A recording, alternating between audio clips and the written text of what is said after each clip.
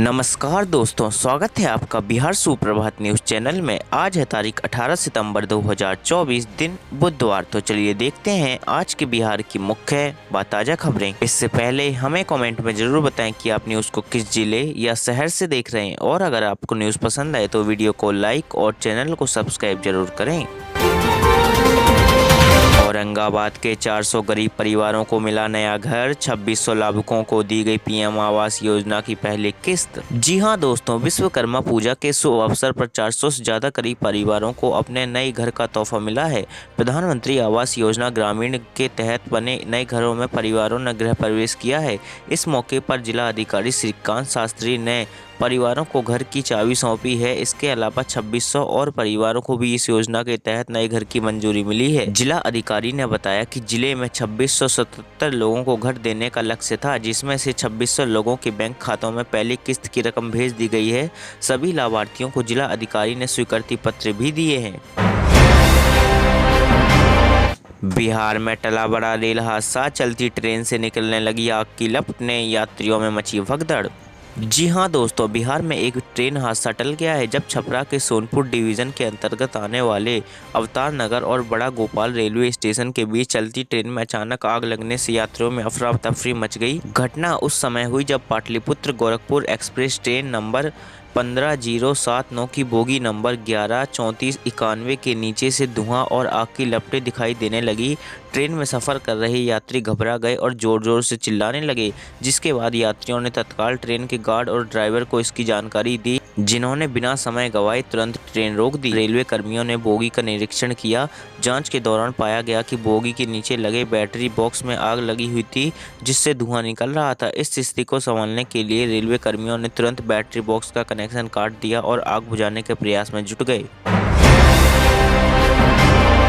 मौलाना के चक्कर में मत पड़ो, यह तुम्हारे हक की लड़ाई है। वक्फ बोर्ड पर मुसलमानों को गिरिराज सिंह की नसीहत। केंद्रीय कपड़ा मंत्री गिरिराज सिंह कल बेगूसराय में national institute of fashion technology का उद्घाटन करने के लिए पहुंचे थे। इस दौरान उन्होंने वक्फ बोर्ड को लेकर बड़ा बयान दिया है, साथ ही मुसलमानों को नसीहत भी दे डाली। बेगूसराय सांसद गिरिराज सिंह ने कहा कि वक्फ बोर्ड संशोधन बिल को लेकर अफवाह फैलाई जा रही है। मदनी डॉक्टर ओवैसी सारे मुल्ला अफवाह फैलाकर देश में एक सामाजिक विद्वेष पैदा कर रहे हैं। वक्फ बोर्ड में सरकार मुस्लिम महिलाओं की भागीदारी और जमीन कब्जा करने की नीति में बदलाव करने जा रही है। मुस्लिमों से अपील करते हुए गिरिराज सिंह ने कहा कि मौलाना के चक्कर में मत पड़ो, तुम्हारे हक की लड़ाई है। तुम वक्फ बोर्ड के चेयरमैन बनोगे, वरना यह कभी तुम्हें बनने नहीं देंगे। पूर्णिया सांसद पप्पू यादव के पिता का हुआ निधन, पटना एम्स में थे भर्ती। अंतिम संस्कार पैतृक गांव खौरदा में हुआ। जी हां दोस्तों, पूर्णिया के निर्दलीय सांसद राजेश रंजन उर्फ पप्पू यादव जी के पिता चंद्र नारायण प्रसाद का कल सुबह पटना एम्स में निधन हो गया है। उनकी आयु करीब 80 वर्ष से अधिक थी। उनका लंबे समय से इलाज चल रहा था और अंततः उन्होंने इलाज के दौरान अंतिम सांस ली है। जानकारी के मुताबिक मंगलवार सुबह 6 बजे के आसपास उनका निधन हो गया था। उनका अंतिम संस्कार आज उनके पैतृक गांव खुर्दा मधेपुरी में किया जाएगा। इस दुखद घटना के बाद से पूरा परिवार शोक में डूबा हुआ है। 21 से 23 सितंबर तक यूएस दौरे पर जाएंगे पीएम मोदी। क्वेट समिट और संयुक्त राष्ट्र महासभा में करेंगे संबोधन। प्रधानमंत्री नरेंद्र मोदी 21 से 23 सितंबर तक अमेरिका की यात्रा पर जाएंगे। विदेश मंत्रालय में इसकी जानकारी मिली है।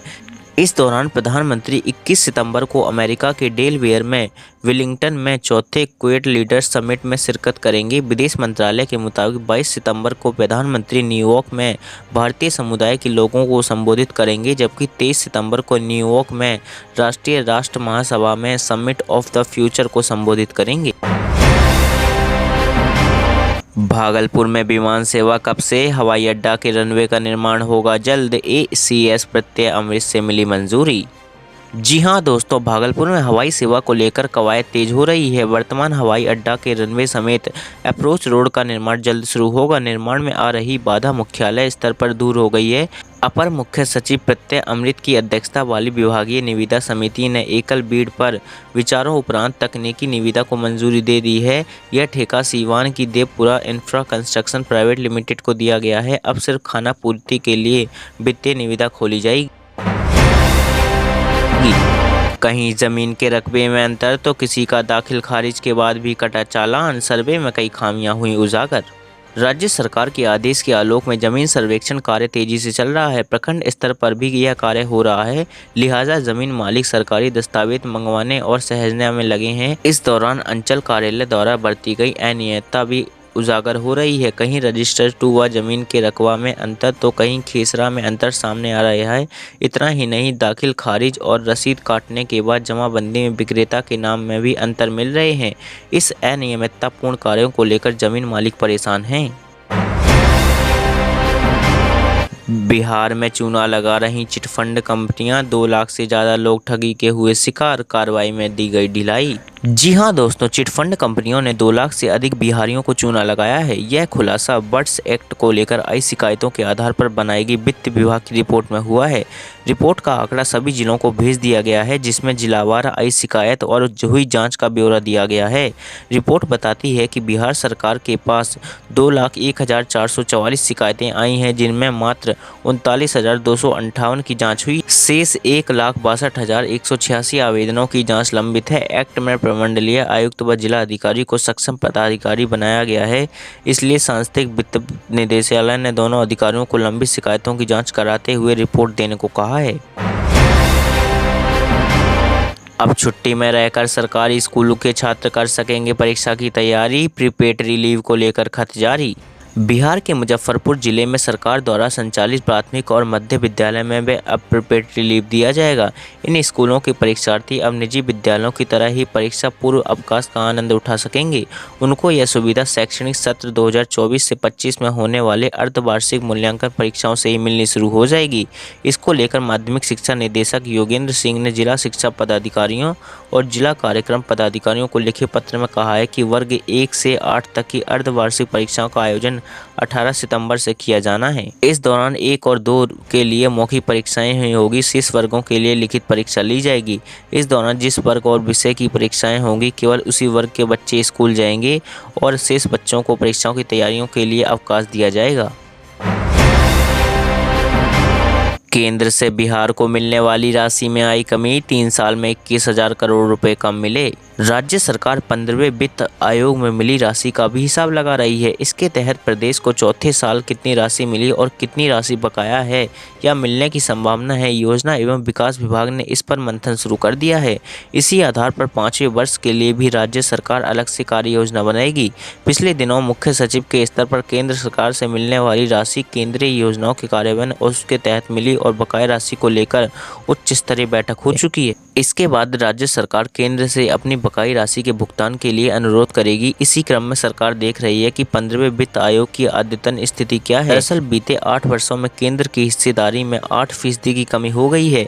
यही नहीं, केंद्रीय वित्त आयोग की ओर से बिहार को दी जाने वाली राशि में लगातार कमी होती जा रही है।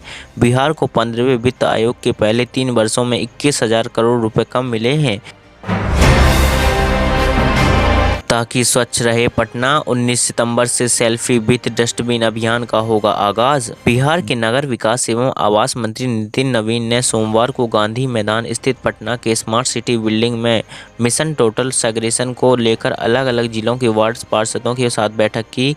उन्होंने सभी पार्षदों को इस अभियान में अपनी भागीदारी सुनिश्चित करने को कहा। वार्ड सदस्यों को अपने अपने वार्ड में जाकर जनता को जागरूक करने की भी अपील की। उन्होंने कहा कि 19 सितंबर से सेल्फी विद डस्टबिन की शुरुआत की जाएगी। उन्होंने कहा कि पटना को स्वच्छ रखने की जिम्मेदारी जितनी जनता की है, उतनी ही जनप्रतिनिधियों की भी है।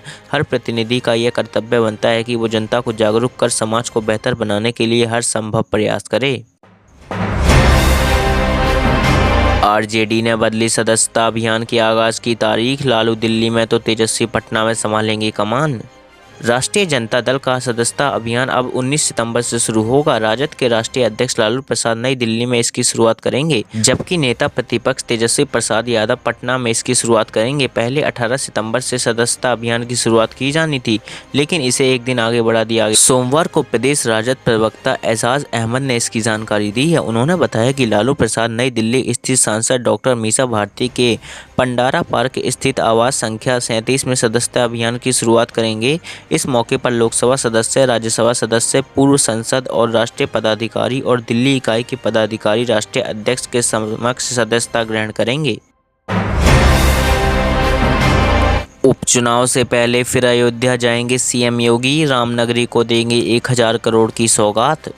उत्तर प्रदेश के मुख्यमंत्री योगी आदित्यनाथ उपचुनाव को देखते हुए 19 सितंबर को मिल्कीपुर विधानसभा क्षेत्र का एक बार फिर दौरा करेंगे। जिले में करीब 1000 करोड़ की योजनाओं को लोकार्पण एवं शिलान्यास करेंगे। इसमें 83 करोड़ की योजनाओं का सीएम लोकार्पण करेंगे, जबकि 921 करोड़ की योजनाओं को योगी आदित्यनाथ शिलान्यास करेंगे। कार्यक्रम विद्या मंदिर इंटर कॉलेज के मैदान में आयोजित किया जाएगा। यहाँ पर मुख्यमंत्री एक जनसभा को भी संबोधित करेंगे। इस दौरे को मिल्कीपुर विधानसभा क्षेत्र के उपचुनाव के नजरिए से महत्वपूर्ण माना जा रहा है। आने वाले दिनों में उपचुनाव की तारीखों की घोषणा होने वाली है। इसके पहले मुख्यमंत्री की ओर से सिर्फ मिल्कीपुर ही नहीं बल्कि सभी विधानसभा क्षेत्रों को विकास परियोजना की कई सौगातें दी जाएंगी। जिला प्रशासन इन परियोजनाओं को सूचीबद्ध करने में जुटा हुआ है। तो ये थे आज के मुख्य और बड़ी खबरें। अगर आपको न्यूज़ पसंद आई हो तो वीडियो को लाइक और चैनल को सब्सक्राइब जरूर